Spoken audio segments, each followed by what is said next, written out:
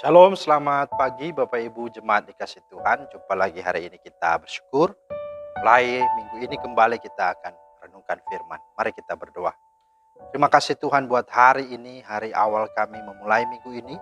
Tuhan berkati kami dengan firman-Mu, dan biarlah Roh Kudus menuntun dan memimpin setiap hati dan pikiran kami. Dalam nama Tuhan Yesus kami berdoa. Amin. Bapak Ibu, firman Tuhan kita terambil dari 1 Korintus 13 ayat 5 bagian D.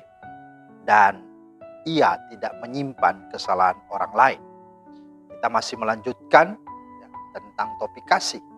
Dan tema kita pada hari ini adalah kasih itu tidak menyimpan kesalahan orang lain. Nah, Bapak Ibu, setiap hari kita diperhadapkan dengan situasi, keadaan, serta masalah yang kemungkinan bisa membuat kita itu sakit hati, tersinggung, marah, kecewa, sedih, dan bahkan sampai mau emosional. Ya, bahkan kita bisa dibuatnya untuk begitu marah yang luar biasa. Apakah itu berkaitan dengan sesuatu hal, berkaitan dengan pekerjaan, atau juga berkaitan dengan orang lain, atau berkaitan dengan seseorang. Apakah itu suami, apakah itu istri, orang tua, anak-anak, saudara-saudara, bisa rekan bisnis, dan juga siapapun. Nah saudara, jika setiap situasi kita hadapi dengan tenang dan bisa diselesaikan di saat itu, di hari itu, bahkan kita bisa selesaikan sebelum matahari terbenam, gitu ya. Nah, itu puji Tuhan. Itulah yang sungguh amat baik dan itulah yang benar. Namun sayangnya kenyataannya tidak selalu begitu, kan? Ya.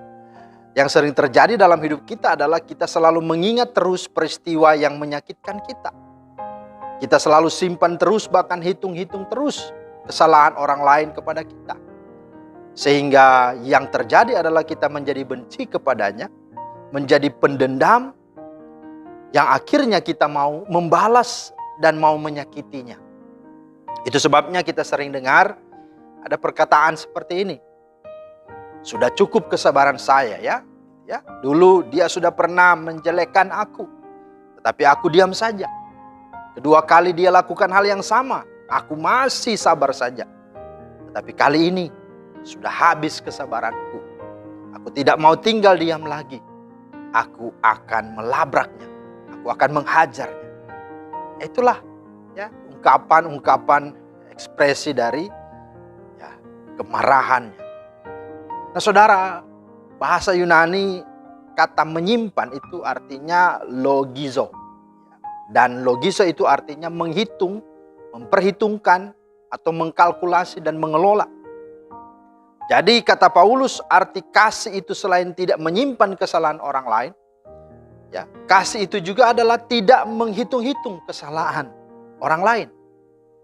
Maka jika kita hidup seperti ini, kita akan menjadi orang yang terus-menerus dikuasai dan dikendalikan oleh kemarahan, dendam kesumat, dan kebencian yang akhirnya membuat hidup kita sendiri rugi, tidak bahagia, tidak damai, dan akhirnya binasa.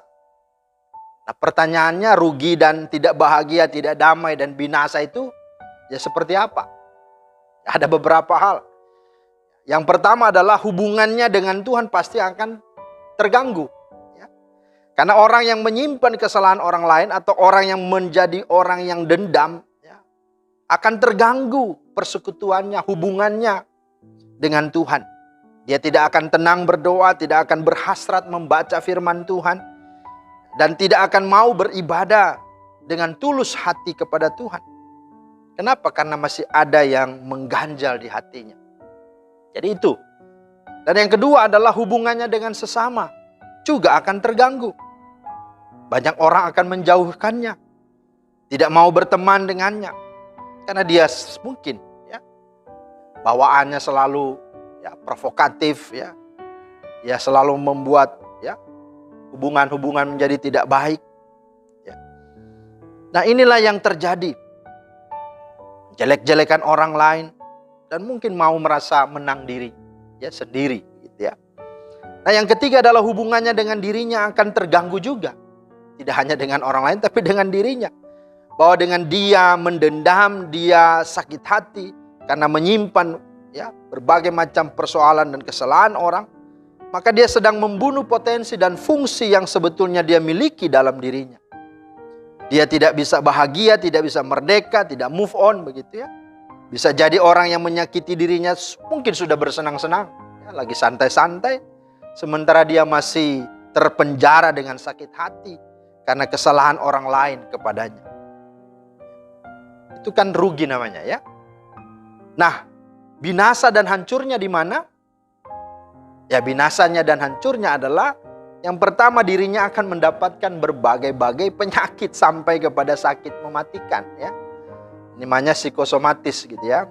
Karena sebuah penelitian yang diterbitkan oleh jurnal Psikologi Sains dikatakan bahwa menyimpan rasa dendam, sakit hati itu berdampak buruk bagi kesehatan mental dan fisik seseorang. Selain dapat meningkatkan rasa cemas, stres, dan frustrasi, rasa dendam dan sakit hati yang dipendam selama bertahun-tahun dapat menyebabkan orang beresiko terkena serangan jantung, darah tinggi, nyeri lambung, ya sakit kepala, ya bahkan sampai kanker. Nah ini hancurnya di situ. Yang kedua adalah orang yang menyimpan kesalahan orang lain.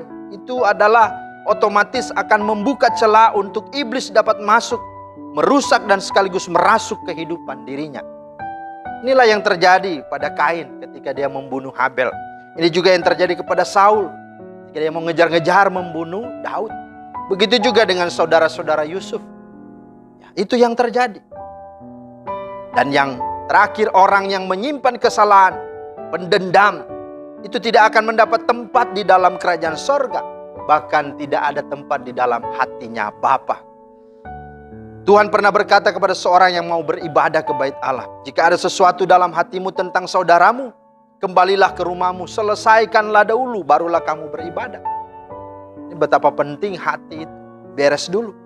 Dan pernyataan Tuhan tegas, dikatakan jika kamu tidak mengampuni kesalahan orang lain, maka Bapamu juga tidak akan mengampuni kesalahan-kesalahan. Itu.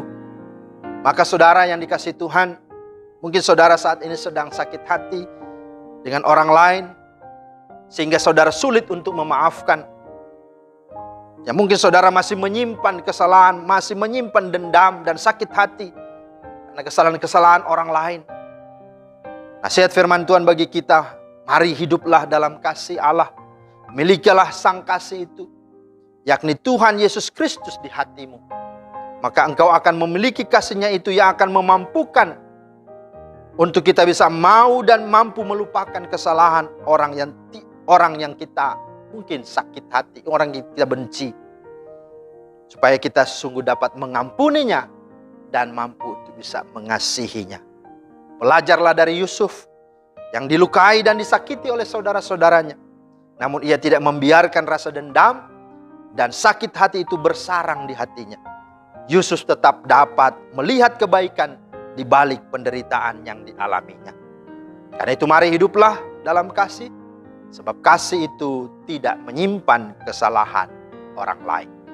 Tuhan memeteraikan firman-Nya dan memberkati kita semua. Amin. Bapa di sorga, terima kasih untuk firman Tuhan. Berkatilah dan tolonglah kami supaya kami mampu untuk menjalani akan firman-Mu. Supaya di hati kami adalah hati Tuhan. Sehingga segala akar pahit, segala kebencian, segala kesalahan-kesalahan orang, sungguh kami boleh lepaskan di dalam Kristus. Dan setiap orang boleh kami doakan, kami boleh sungguh ampuni. Dalam nama Tuhan Yesus kami berdoa. Amin. Demikianlah firman Tuhan hari ini. Kiranya menjadi berkat. Tuhan Yesus memberkati. Shalom.